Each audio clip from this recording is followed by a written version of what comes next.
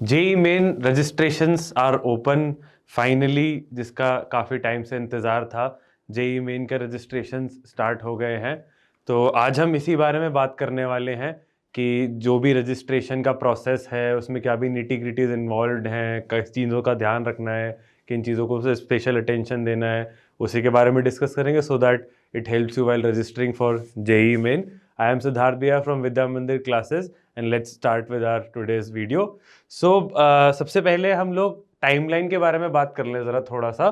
तो 31 अक्टूबर को अभी हमारे जेई मेन के रजिस्ट्रेशन ओपन हुए हैं। एनटीए ने बोला था अक्टूबर में वो डेट निकाल देंगे एंड 31 अक्टूबर को उन्होंने निकाल दिया अपना वादा पूरा करके। सो हमारे पास अभी 27 नवंबर तक का डेट है to fill that form, but if you take my genuine suggestion तो मैं ऐसा सजेस्ट करूंगा कि आप लोग 10 तारीख तक नहीं भी तो कम से कम 15 तारीख तक तो इस काम को कंप्लीट कर लें। Don't leave it for the last minute. उसके टाइम पे आपको कुछ दिक्कत आएगी, कभी भी कुछ पेमेंट से रिलेटेड इशू हो जाता है, कभी कुछ आधार ऑथेंटिकेशन में इशू हो जाता है, फिर आप वो लास्ट मिनट में वो सब इश्यूज हैंडल नहीं कर पाओगे। तो take your time, just make sure कि आप इसको 15 या मैक्स टू मैक्स 20 तारीख तक आप इसको कंप्लीट कर लें। एंड अपार्ट फ्रॉम दैट 27 नवंबर जैसे मैंने बताया हमारी 9 PM is the deadline for registration, 11:50 PM is the deadline for payment, but again it should not matter, हम उसको पहले से करके रख लेंगे पहले से काफ़ी।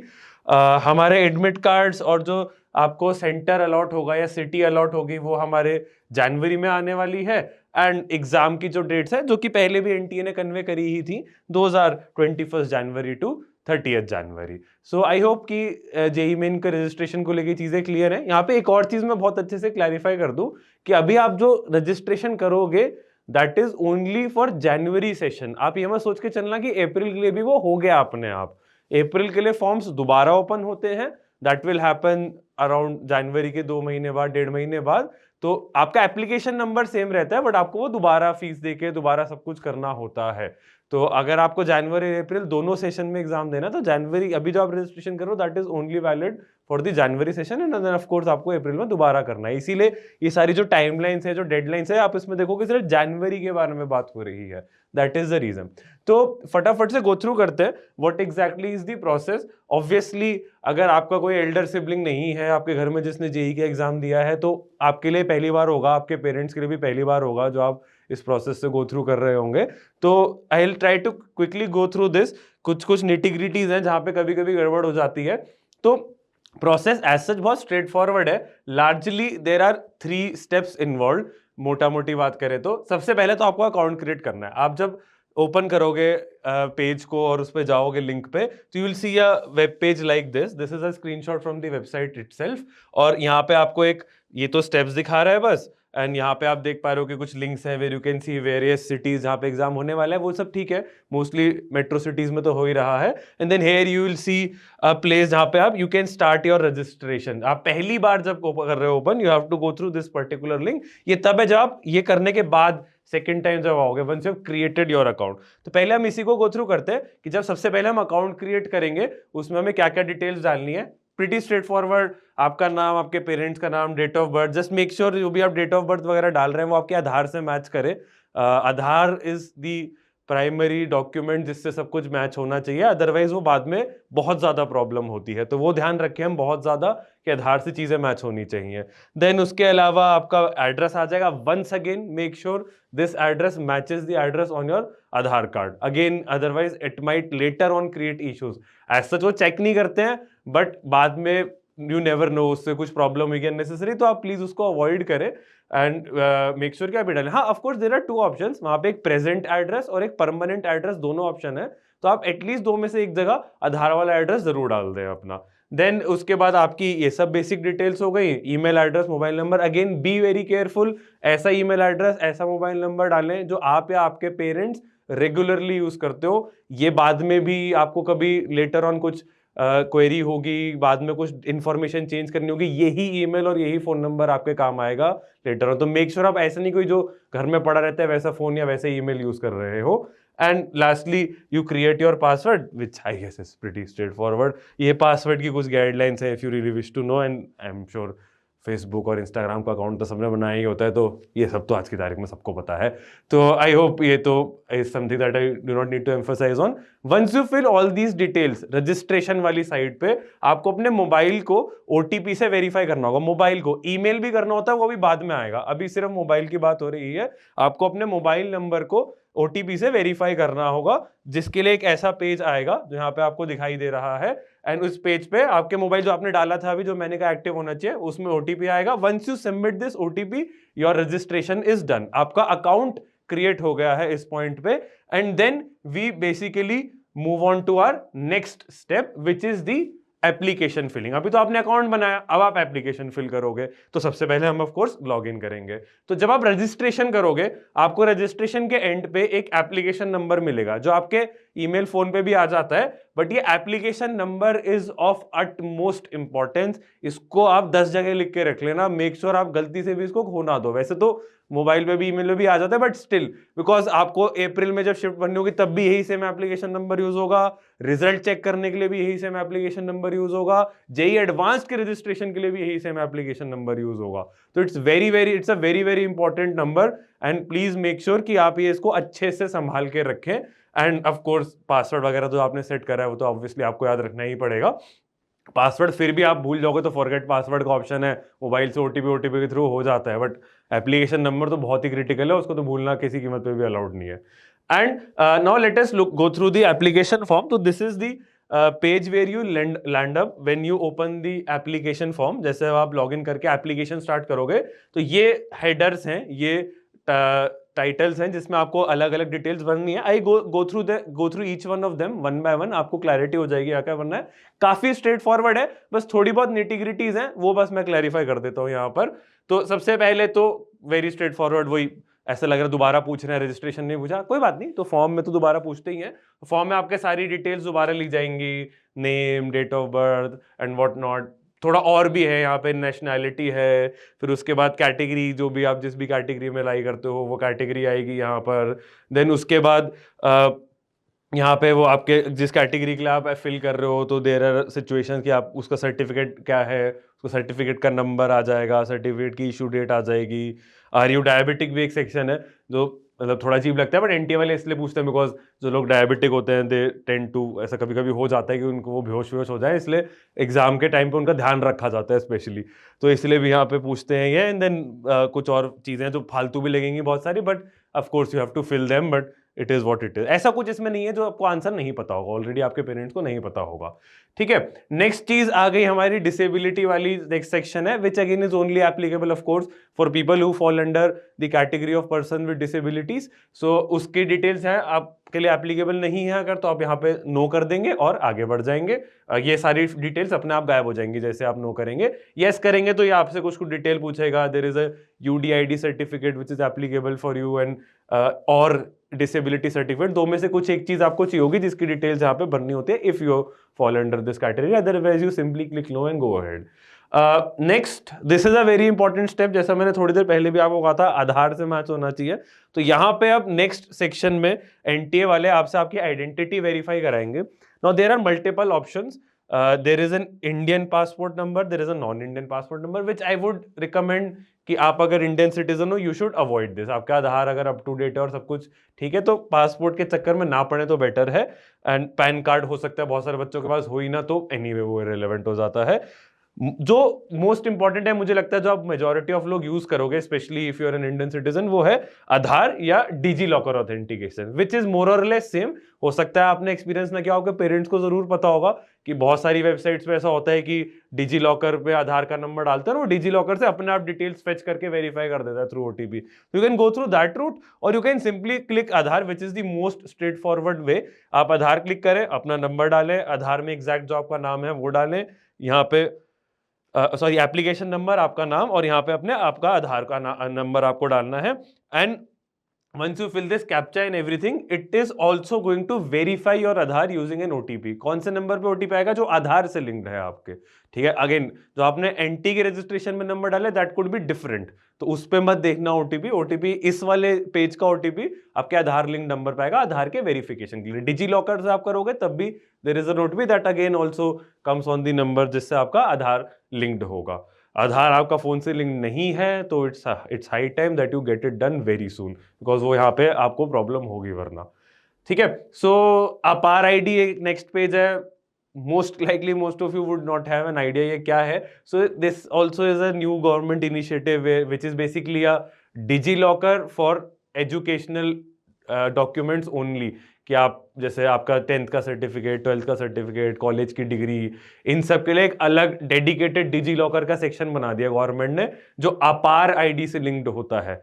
हो सकता है कि 90% चांस आपने ये सब ना सुना और आप क्या सुनाओ, तो यहाँ पे आप आराम से नो क्लिक करो। This is not a compulsory thing, you don't need it. ये सिर्फ गवर्नमेंट एक एक्स्ट्रा, एनटीए सिर्फ एक एक्स्ट्रा फीचर दे रहा है। आप यस कर दोगे तो अपने आप आपका जेई मेन का रिजल्ट अपार आईडी से लिंक हो जाएगा। जब रिजल्ट आएगा या आपका एडमिट कार्ड अपार आईडी से लिंक हो जाएगा, तो it's easy for you to fetch it later on, या आपको कभी आगे फ्यूचर में उसकी जरूरत है तो बड़ी इजीली, जैसे आप डिजी लॉकर से हम लोग डॉक्यूमेंट्स देख लेते हैं, वैसी ये फ्यूचरिस्टिक चीज है थोड़ी सी।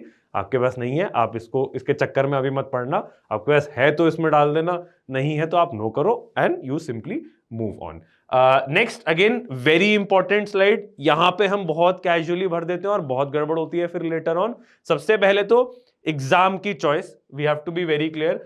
आई गेस मेजॉरिटी लोग जो सिर्फ इंजीनियरिंग की तैयारी कर रहे हैं, आर्किटेक्चर और प्लानिंग की नहीं कर रहे हैं, उनके लिए सिर्फ paper 1 would be applicable. Of course you can fill all 3 up to all 3, but हाँ, अगर आपको सिर्फ जेई मेन इंजीनियरिंग के पॉइंट ऑफ व्यू से करना है, बीटेक और बीई कोर्सेज के लिए करना है, only paper 1 is relevant for you. जो लोग बी आर्क या बी प्लानिंग के लिए करते हैं, school of planning and architecture या और बहुत सारे कॉलेजेस हैं जो आर्किटेक्चर स्पेसिफिक हैं, उनके लिए पेपर 2A एंड 2B होता है। 2A is for architecture, 2B is for planning. तो आप जितने भी पेपर देना चाहते हैं you can fill. Architecture and planning वालों के लिए तो ऑफ कोर्स पेपर 1 तो उन्हें देना ही होता है। 2A 2B में से जो भी रिलेवेंट है वो चूज कर सकते हैं। If you are going for only engineering, of course you just select for paper 1। I hope that is fine. Question paper medium most likely हो सकता है ज्यादातर लोगों के लिए इंग्लिश ही हो, तो मेक श्योर आप सिलेक्ट करें। देयर आर 12-13 लैंग्वेजेस जिसमें अवेलेबल होता है इंडिया में एनटीए की तरफ से जेईई का एग्जाम। तो make sure you choose this properly. ये कुछ भी डिटेल बाद में चेंज नहीं होगी। आप सोचो कि बाद में मैंने हिंदी गलती से चूज कर लिया मजे मजे में, और अब मैं हिंदी में एग्जाम कैसे दूंगा। सब कुछ हिंदी में लिखा होगा एग्जाम में, ऐसा नहीं सिर्फ क्वेश्चन लिखा होगा, सारी टर्म्स भी हिंदी में लिखी होंगी। तो यहाँ पे जरा कैजुअल नहीं होना है बिल्कुल भी, यहाँ पे बहुत सोच समझ के भरनी है सारी चीजें। तो ये इंग्लिश चूज करना है अगर आप इंग्लिश में आपने पढ़ाई करी है तो, जो मीडियम है लैंग्वेज का। ठीक है, आगे आते हैं। Again very important, very very important is choice of your centre, कि आप किस सिटी में, सिटी की चॉइस है, स्टेट की नहीं, सिटी की चॉइस है। अच्छा, स्टेट की चॉइस ऑटोमेटिकली सिलेक्टेड है। हाउ? तो आपने, मैंने बताया थोड़ी देर पहले, आपको परमानेंट एड्रेस और प्रेजेंट एड्रेस भरना है अपना। जब आप वो उसमें भरोगे, अगर दोनों का स्टेट सेम है कोई बात नहीं, अगर दोनों का स्टेट अलग है, सिर्फ यहां पे ये उन 2 या 1 स्टेट के ही ऑप्शंस दिखाएगा।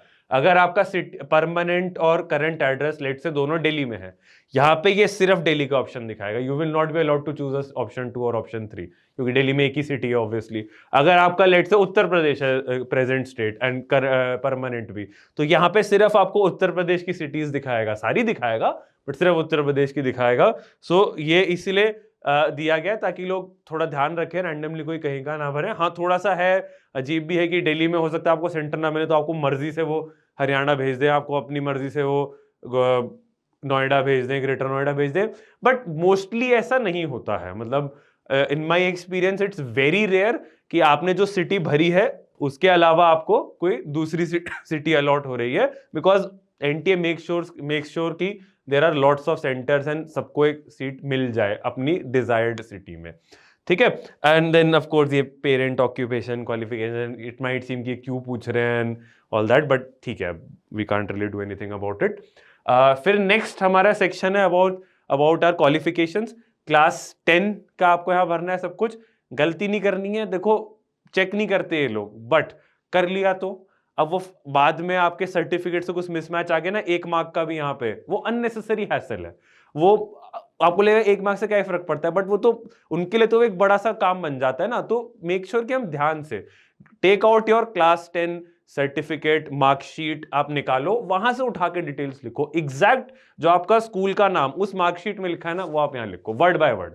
अगर वो आपके स्कूल के नाम में सीनियर सेकेंडरी आता है और वहां पे मार्कशीट में SR डॉट लिखा हुआ है, तो वही लिखना, ठीक है, बाद में कुछ भी हमें इसमें न्यूसेंस नहीं चाहिए कि वो इस चक्कर में हम फालतू में चक्कर काट रहे हैं, परेशान हो रहे हैं, एग्जाम की तैयारी करेंगे, ये सब करेंगे, तो अभी ध्यान रखें हम इन सब चीजों का। ठीक है, सिमिलरली जो बोर्ड का एग्जैक्ट नाम है वो यूज करें, सीबीएसई होता है मेजोरिटी लोगों के लिए, तो चलो वो, एंड मेक श्योर मार्क्स वगैरह भी एग्जैक्ट हम उठा के लिख रहे हैं, इसमें प्लीज कैजुअल एटीट्यूड के चक्कर में गलती ना करें हम हल्की सी भी। Same ways you will be asked for 12th, अब वो लोग बोलेंगे 12th तो हमने दिया ही नहीं, वेरी वैलिड क्वेश्चन, तो ये सबको नहीं भरना है। दूसरी या तीसरी बार इस एग्जाम को नहीं दे रहे हैं, जो पहली बार दे रहे हैं, जिनका भी 12th का एग्जाम हुआ ही नहीं होगा, naturally you obviously skip this section, तो you are allowed to skip this section. ये सिर्फ उनके लिए है जो दूसरी या तीसरी बार एग्जाम दे रहे हैं, जिन्होंने लास्ट ईयर या last to last year board का एग्जाम दिया था, तो बाकी otherwise you simply skip this. यहाँ पे आप देख लो, वापस से मैं दिखा देता हूँ क्या क्या डिटेल्स है। आपको इसमें से कुछ नहीं पता है तो आपको, जैसा मैंने बोला, मार्कशीट में या 10th के सर्टिफिकेट में पक्का मिल जाएगा, या 12th रेलेवेंट है तो 12th में मिल जाएगा, स्टेटस तो पास ही होगा आई एम अज्यूमिंग, तो year is obviously very obvious. Qualifying exam यहाँ पे 10th और इक्विवेलेंट या 12th और इक्विवेलेंट आता है। प्लेस ऑफ स्कूल में रूरल, अर्बन ये सब आता है, वो आपके लिए आई गेस प्रीटी ऑब्वियस ही होगा। Type of school, private unaided या गवर्नमेंट है या गवर्नमेंट एडेड है, there are various categories, you understand. If you feel confused, you can ask your school authorities, they will be able to tell you. इतना मुश्किल नहीं होता है, ठीक है। स्टेट ऑब्वियस है स्कूल का, सिटी ऑब्वियस है, then board is something you fill, and then obviously आपके मार्क्स, यहाँ पे आपका रोल नंबर, बोर्ड का रोल नंबर, एंड देन ये आपका स्कूल का नाम, जो मैंने आपको बोला एग्जैक्ट, मेक श्योर कि वो एग्जैक्ट आप मार्कशीट से उठा के डालो, एंड एड्रेस का pin code, again you do not use the pin code which is written on the website of your school, please use the pin code which is written on your school's marksheet, मतलब board की marksheet, ठीक है, आप उसको use करो please. बाद में हम उसमें नहीं पढ़ना चाहते कि स्कूल ने कुछ कर दिया और हम परेशान हो रहे हैं उसके पीछे, ठीक है। आई hope that should be clear enough. And ये एक फन सेक्शन है, एडिशनल डिटेल्स, आप में से कोई अगर कुछ बॉलीवुड लेवल स्टफ पुल करना चाहता है और एक इंसान किसी और इंसान का एग्जाम देना चाहता है, ट्विन ब्रदर का या ट्विन सिस्टर का, तो इसके लिए यहाँ पे लोग भरवाते हैं कि आपका अगर कोई ट्विन ब्रदर या ट्विन सिस्टर है एंड उसका क्या रोल नंबर है, so that they are able to track कि दो अलग अलग लोगों ने एग्जाम दिया है या दो सेम लोगों ने एग्जाम दिया है, सो ये उसके लिए है बस। Obviously you will know if you do not have a twin brother और twin sister. And lastly, you fill your emergency contact details. Again, it might not seem very important, but please make sure इसको हम अच्छे से भरें। हम उस इंसान का नंबर यहाँ भरें जब हम एग्जाम देने जाएं, तो वो इंसान रेडीली अवेलेबल हो, वो आपका पेरेंट ही हो, बट पेरेंट ऐसे हो सकता है आपके कोई पेरेंट बिजी रहते हो, वो उस दिन मीटिंग में हो, उस टाइम आपके सेंटर से कॉल आए और वो उठा ना पाए, तो ऐसे पेरेंट को हम दें जो अवेलेबल हो फोन उठाने के लिए, या घर का कोई ऐसा मेंबर जो अवेलेबल हो। And obviously we will all wish कि कोई इमरजेंसी ना है, बट ये सब चीजें तो प्लान करके नहीं आती ना, तो हम मेक श्योर कि हम एक अच्छा ऐसे इंसान का इमरजेंसी कॉन्टैक्ट दें जो यूजेबल हो, ठीक है। ये एक बड़ा इंटरेस्टिंग चीज है जो शायद आपने आज से पहले किसी फॉर्म में नहीं करा हुआ experience. This portal will take your photo live. तो फर्स्टली अगर आप डेस्कटॉप से इस फॉर्म को भर रहे हैं तो पहले ही वेब कैमरा इंस्टॉल करके रख लेना, वरना आप फंस जाओगे इस स्टेप पे आगे, you will have to start over, ये टाइम आउट भी हो जाता है थोड़ी देर में, तो पहले ही करके रख लेना। अगर आप लैपटॉप से कर रहे हो, make sure the webcam is working. Phone से तो मैं अवॉइड ही करने के लिए बोलूंगा, इतने छोटे स्क्रीन में गलतियां हो जाती हैं, तो फोन से तो मैं अवॉइड ही करूंगा। लैपटॉप से कर रहे हो, make sure you use a laptop जिसका वेब कैम प्रॉपरली वर्क कर रहा हो, या फिर अगर आप डेस्कटॉप से कर रहे हो तो वेब कैमरा एक अलग से इंस्टॉल्ड हो। ये पोर्टल आपकी अलग से एक फोटो खींचेगा, यहाँ पे आपकी शक्ल आएगी जो कैमरा से उठाएगा, it will ask for all those permissions and everything जो ब्राउजर लेता है, एंड देन वो कैप्चर करने पे इट विल मेक श्योर, मतलब वो वहां पे आपके जब आप एनटी का एग्जाम देने जाओगे जेईई मेन का, तो वो उससे वेरीफाई करेगा कि कोई और एग्जाम देने तो नहीं आया है। So just take this very seriously. Again यहाँ पे ऐसे रैंडम पोज में और घटिया से बैकग्राउंड में नहीं खिंचानी है photo, make sure there is a plain background. यहाँ लिखे भी है ये सब चीजें, बट फिर भी मैं क्लैरिफाई कर रहा हूँ अच्छे से, और मतलब make sure that your face is well groomed and everything, कि ऐसे नहीं वहाँ पे हम लोग, मतलब बॉयज़ की बात करूँ अगर मैं, कि वहाँ पे हम लोग वेल दाढ़ी बना के जाने वाले हैं और अभी हमने बहुत शैबी सी दाढ़ी रखी हुई है, तो वो सब ना करें। वो these things create problem. Unfair means के चक्कर में गवर्नमेंट बहुत ज़्यादा इस चीज़ को सीरियसली लेती है, तो प्लीज़ मेक श्योर कि हम वो ऐसे करें। या गर्ल्स के केस में भी हमने हेयर स्टाइल कुछ अभी और बहुत ही एक्सट्रीमली अलग है और वहाँ जाके कुछ बहुत एक्सट्रीमली अलग कर लिया, तो मेक श्योर कि हम ऐसी चीज़ें ना करें, हम वही वैसा ही हुलिया रखें जैसा हम एग्जाम वाले दिन रखने वाले हैं while we upload this photograph, ठीक है। And lastly you upload your documents, जिसमें देखो यहाँ पे एज आई मेंशन 12th का मार्कशीट या सर्टिफिकेट नहीं मांग रहे हैं, 10th का मांग रहे हैं, दिया ही नहीं ना बहुत सारे लोगों ने, तो मेजॉरिटी लोगों ने दिया ही नहीं। योर फोटोग्राफ, फोटोग्राफ पे कुछ गाइडलाइंस है, I will show you. I would strongly suggest कि आपको इस साल 2 साल 1.5 साल पुरानी फोटो मत यूज करना। आप जाके एक नई फोटो खिंचवा के उसकी सॉफ्ट कॉपी अपलोड कर देना and go to a studio. मतलब प्लीज जुगाड़बाजी करके घर पे फोन के कैमरा से घर की लाइटिंग पे मत खिंचवाना, वो अननेसेसरीली हेजी हो जाती है अपलोड होते होते, और वो वहां पे फिर प्रॉब्लम क्रिएट हो सकती है। और आपको ना पता नहीं चलेगा, आपको जिस दिन आप एग्जाम देने जाओगे ना उस दिन रियलाइज होगा कि आपको एंट्री नहीं मिल रही because your photo is not matching. ठीक है, I understand the probability of that happening is very low, but आप समझो ना वो प्रोबेबिलिटी 1% भी है तो आप इस 1 in 100 चांस के चक्कर में अपनी जेई मेन थोड़ी रुइन कर दोगे। तो make sure you go to a studio, you go to it recently आज की तारीख में and get a photo click. उसकी सॉफ्ट कॉपी तो चाहिए, प्रिंट भी नहीं चाहिए, वो अपलोड करना है यहाँ पे। And then you have to upload या copy of your signature. Make sure वो सिग्नेचर भी अगेन ऐसा ना हो कि बाद में चेंज हो जाए। एंड वही 10 का मार्कशीट, 10 का सर्टिफिकेट, एंड ये कुछ गाइडलाइंस हैं, इसको आप गो थ्रू कर सकते हो कि फोटो को लेके स्पेशली है। वैसे तो आप अगर स्टूडियो में जाओगे किसी भी पॉपुलर स्टूडियो में जहाँ फोटो खींचती रहती होंगे, उनको पता होता है, आप उनको बोलोगे ना जेई मेन या एनटी के लिए चाहिए, वो अपने आप उस हिसाब से आपको बना के दे देंगे कि कुछ 80% फेस कवर्ड होना चाहिए। देन फाइल साइज वगैरह का भी ध्यान रखना होगा, हो सकता है कंप्रेस करनी पड़े, तो आप घर पे मत करना रैंडम टूल्स यूज करके। आप स्टूडियो वाले से ही बोल देना, आप उसको पैसे दोगे, उसे बोल देना आप हमें 200 KB के अंदर कंप्रेस करके दे दो। उनके पास टूल्स होंगे तो उसकी क्वालिटी नहीं डिटेरिएट होगी। ठीक है, सिमिलरली जो आप सिग्नेचर की फाइल अपलोड करोगे वो तो चलो ठीक है, आप सिंपल पेपर पे सिग्नेचर करके फोटो खींच के अपलोड कर सकते हो। जस्ट मेक श्योर वो टेढ़ा ना आए, आड़ा टेढ़ा सीधा आए। उसमें भी आपको 100 KB का ध्यान रखना है। इस मार्क्स जो आप सर्टिफिकेट अपलोड करोगे उसमें आपको 200 KB तक का ध्यान रखना है। For people who upload a disability certificate और UDID सर्टिफिकेट, उनके लिए 300 KB की लिमिट है। तो मेक श्योर आप ये सब चीजें ध्यान रखिए, सब ना पहले करके रख लेना। फॉर्म भरते भरते फिर याद आएगा अच्छा अभी तो कंप्रेस नहीं करा उधर, ये टाइम आउट हो जाता है, फिर you a lot of times you have to start over, तो पहले से करके रख लेना। ठीक है, and once you do all of this, last step पूरा फॉर्म भरने का, this email OTP। Phone number का OTP तब आता है जब आप अकाउंट क्रिएट करते हो, ईमेल का OTP तब आता है जब आप फॉर्म भर देते हो पूरा। व्हेन यू फिल एवरीथिंग, आपके ईमेल पे जो भी आपने वहां पे दिया होगा उस पे OTP आएगा, वो OTP आपको यहाँ पे फिल करना है। Once you do that your form will be submitted and you will enter this page. अभी भी एक चीज पेंडिंग है which is the payment of fees, बाकी आप देखोगे तो आपको ऐसा सब कुछ कंप्लीटेड दिखाई देगा। You still have an option of editing the application form as of now. ठीक है, यहां तक आपके पास ऑप्शन होगा, तो ऐसा नहीं कुछ गलती हो गई तो तभी के तभी पंगे लेने हैं या परेशान हो जाने, अभी है ऑप्शन। ठीक है, बट फिर भी बहुत तसल्ली से बैठ के घंटा लगा के आराम से फॉर्म भरना है, गलती करनी ही नहीं है। ठीक है, बहुत इंपॉर्टेंट है, देखो ये छोटी छोटी चीजें ना। Lastly you basically have to do the fee payment which will happen through a payment gateway which is quite straightforward. Obviously आपके पेरेंट्स कह जगह आज की तारीख में digital payment is something which is very common, तो कुछ मेरे को सिखाने वाली बात नहीं है उसमें। फी की डिटेल्स ये है, in case you wish to know. So if you are residing outside India which is less probable, तो ये थोड़ा आपको ज़्यादा लूटते हैं। अगर आप इंडिया में रह रहे हो तो these are the fees depending on your category and your gender.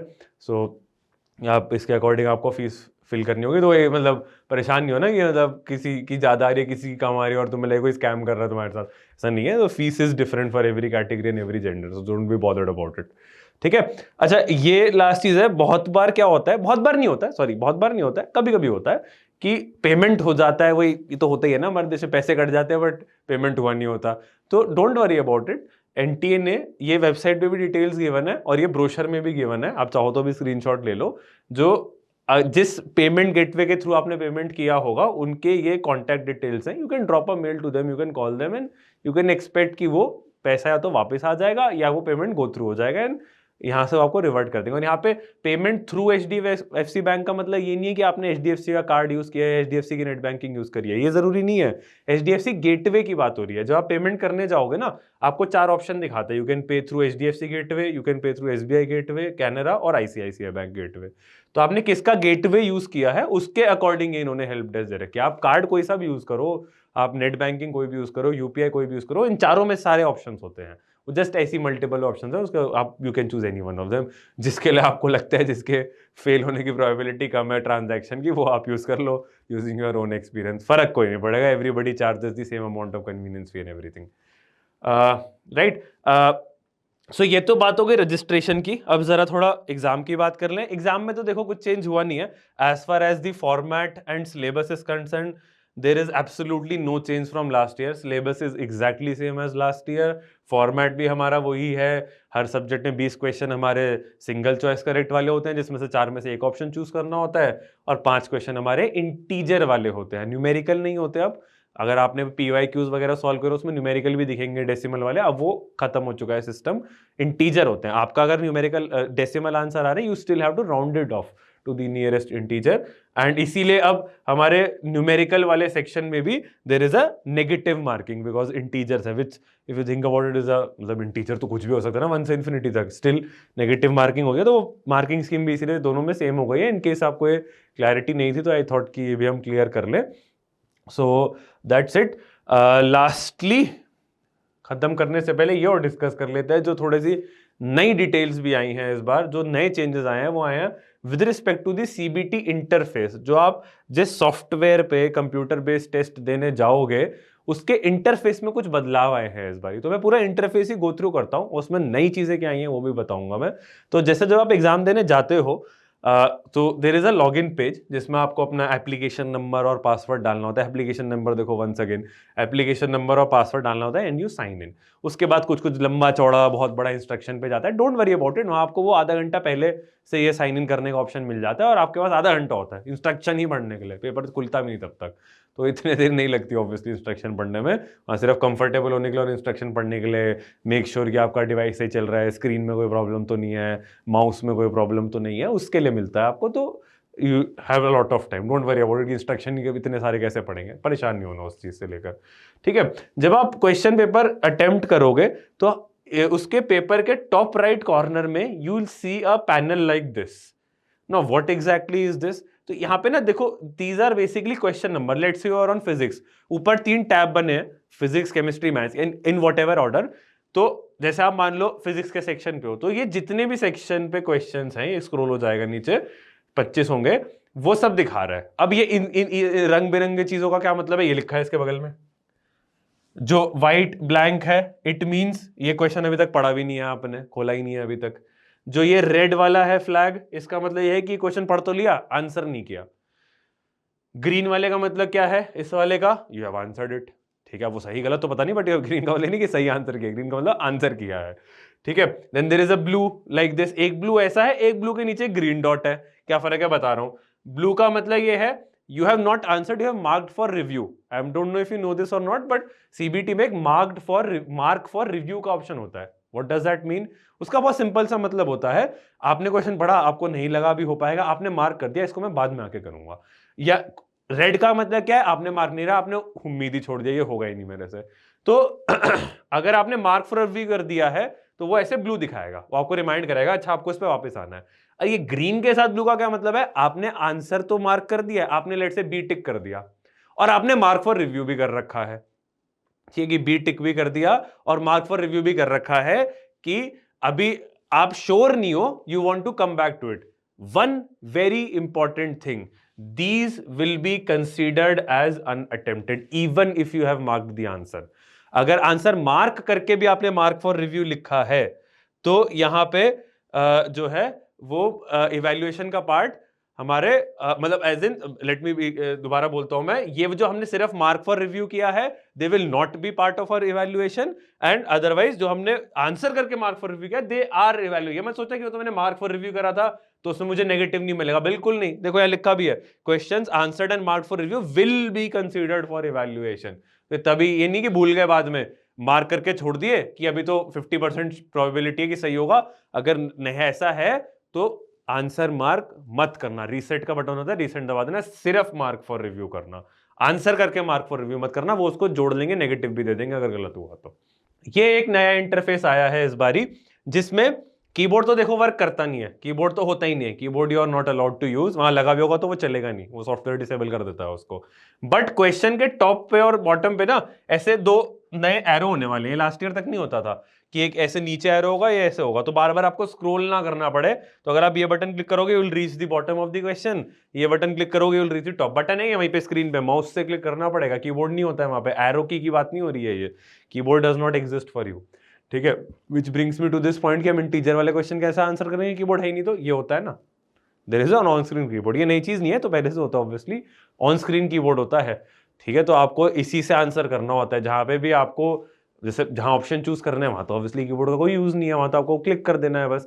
लेकिन जहां पे भी आपको न्यूमेरिकल वाले आंसर हो गए या वो वाली सिचुएशन हो गई, तो वहां पे आपको ये use on screen keyboard use करना पड़ता है। पता नहीं क्यों इन्होंने लेटर्स भी दे रखे होते हैं इसमें, अब we can't really do anything about it, but obviously digits ही यूज होती हैं, डेसिमल वगैरह भी होते हैं इसमें, अब तो खैर अब तो इंटीजर ही है। तो वो on screen keyboard is applicable जहां पे भी आपको क्वेश्चन को आंसर करना है इन डिजिट्स और व्हाटएवर, ठीक है। Now these are the new options that we have seen in the brochure this time, जो पिछले साल तक नहीं होता था, जिसको एनटीए ने एक्सेसिबिलिटी फीचर्स के नाम से बोला है। एक्सेसिबिलिटी का सेंस ये होता है कि अगर किसी जैसे somebody has trouble seeing small letters और all those things, किसी की नजर उतनी अच्छी नहीं है तो उनके लिए है primarily, but it could help everybody. There is a dark mode, first of all NTA को भी सारे ऑपरेटिंग सिस्टम्स की तरह बुखार चढ़ गया डार्क मोड लॉन्च करने का, ठीक है। बट मैं आपको देखो बहुत जेन्युइन एडवाइस दे रहा हूँ, अगर मतलब अगर आप वीएमसी में पढ़ रहे हो तो आपने टेस्ट दिए ही हैं हमारे, आप कहीं और पे भी पढ़ रहे हो या आपने कोई टेस्ट सीरीज एनरोल कर रखी होगी, आप कहीं भी नहीं पढ़ रहे हो तो you must be appearing for some mock test in computer based mode. If you are habitual to appearing in test in light mode, अगर आपने जो भी टेस्ट आज तक दिया उसमें स्क्रीन वाइट होता है, क्वेश्चन वाइट होता है, सब कुछ ऐसा होता है, मैं आपको बहुत जेन्युइनली बोल रहा हूँ, लास्ट डे पे सिर्फ कूल बनने के लिए डार्क मोड मत लगा लेना। It is going to break your concentration for sure, ठीक है। छोटी छोटी चीजें उस प्रेशर वाली सिचुएशन में बहुत मैटर करती हैं, देखो। और फिर वो फालतू जब बोलते हैं ना सिली मिस्टेक, वो सब होने लग जाता है।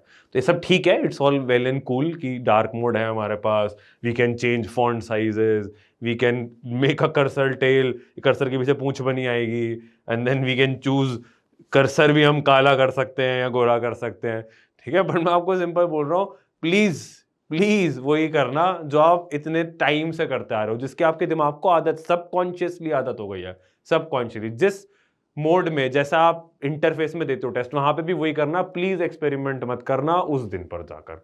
हाँ, अगर आपका जहां पे भी आप टेस्ट दे रहे हो वहां पे ऑलरेडी डार्क मोड होता है अवेलेबल, बिल्कुल करो, वहां फिर डार्क मोड ही करो, जिसकी आदत है वो करो। बस सिर्फ कूल बनने के चक्कर में डार्क मोड मत ले लेना कि मैं तो डार्क मोड में पेपर दिया और तो किसी ने दिया नहीं, सिर्फ ट्राई करने के लिए, इस बार नया कुछ फीचर है, प्लीज डोंट डू दिस, ठीक है। That's a very genuine advice. हाँ, ये एक काम का फीचर जरूर है, स्क्रीन मैग्नीफायर, कि ये बड़ा, आप जैसे डायग्राम है फिजिक्स वगैरह में, बहुत टाइनी डायग्राम्स उन्हें बड़ा करके देखना हो, तो ये स्क्रीन मैग्नीफायर नाम का सेक्शन आया है, इसको आप क्लिक करोगे, अब एग्जैक्टली कहाँ होगा वो बहुत क्लियर नहीं है एनटीए के ब्रोशर से, वो इस बार ही पता चलेगा, जनवरी में पता चल जाएगा तो अप्रैल के क्लियर हो जाएगा, बट जो भी होगा I think it will be pretty intuitive. तो ऐसे अब देखोगे तो नॉर्मली क्वेश्चन इस साइज के फॉन्ट में था, ये इतना जो इसकी विंडो है यहाँ पे बड़ी हो गई ऑल ऑफ अ सडन, वो स्क्रीन मैग्नीफाई होगा, तो ये डायग्राम वायग्राम में काफी काम आएगा। टेक्स्ट पढ़ने के लिए तो खैर क्या ही चाहिए, बट डायग्राम में काफी काम आ जाएगा। That's it for today. And lastly, बस मोस्ट इंपॉर्टेंटली, ये सब तो ठीक है, छोटी मोटी चीजें, फॉर्म वॉर्म तो आप भर ही लोगे, हमारे एग्जाम के हमें तैयारी करनी है अच्छे से, we have to believe in ourselves and we have to stay positive. बहुत अब इस टाइम पे हमें बिल्कुल नेगेटिविटी नहीं रखनी है लाइफ में, एकदम पॉजिटिव माइंडसेट रखना है। बहुत एंड का टाइम बचा है, इस टाइम पे every day is very crucial, और अपने आप में बिलीव करना है बहुत स्ट्रांगली, जो भी होगा अच्छा ही होगा। So that's it from my side, all the best for JEE main and all your upcoming exams. Thank you.